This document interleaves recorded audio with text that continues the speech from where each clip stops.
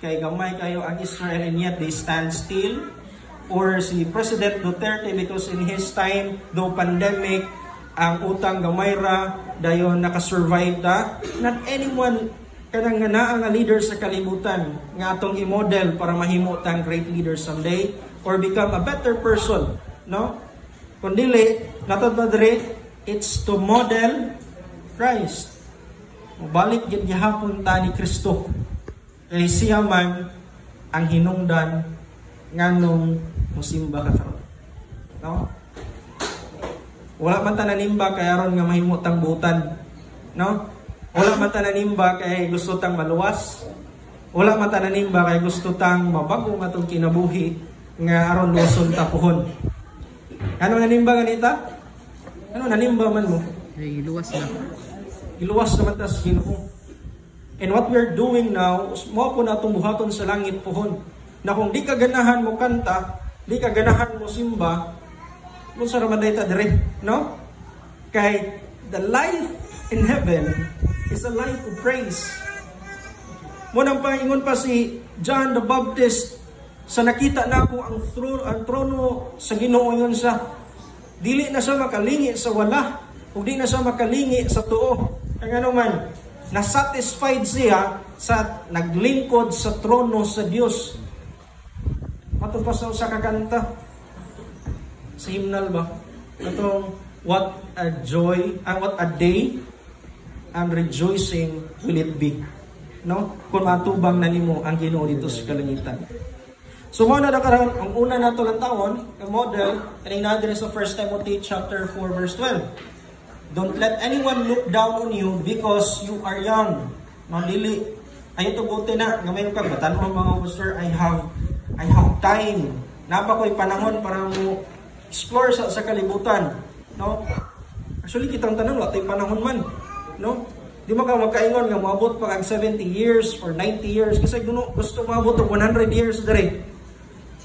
Wala ra? Kadawat mo 100,000. Di na saan mo ganahan mo kaon.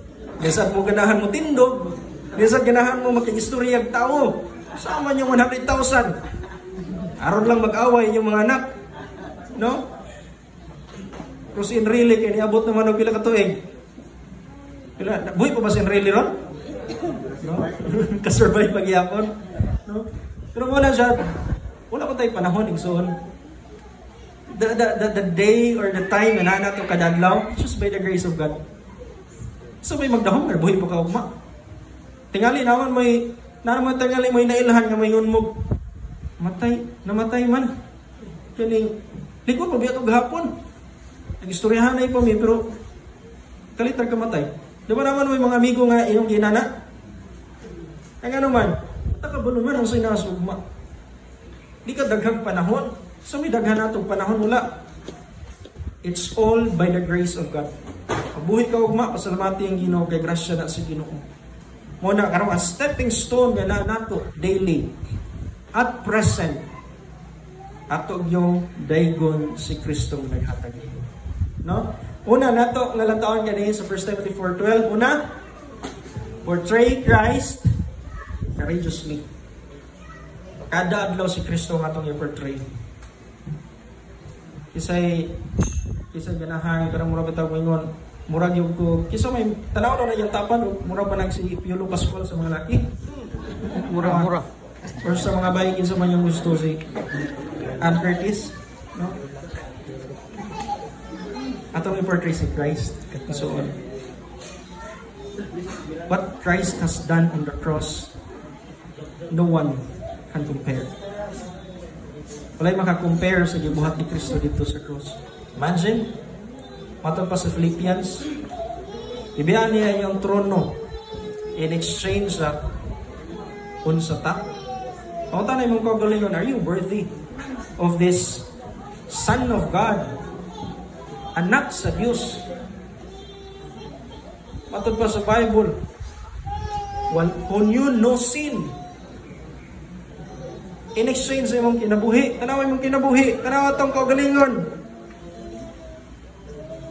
We are unworthy. No? Wala yun tayo Wa gyud luna nining kinabuhi ang worthy talwason ni Kristo. And yet He did it anyway because of His mercy. Tungod sa iyang kaluoy and because of His grace. Kag gilansang sa dito sa cross.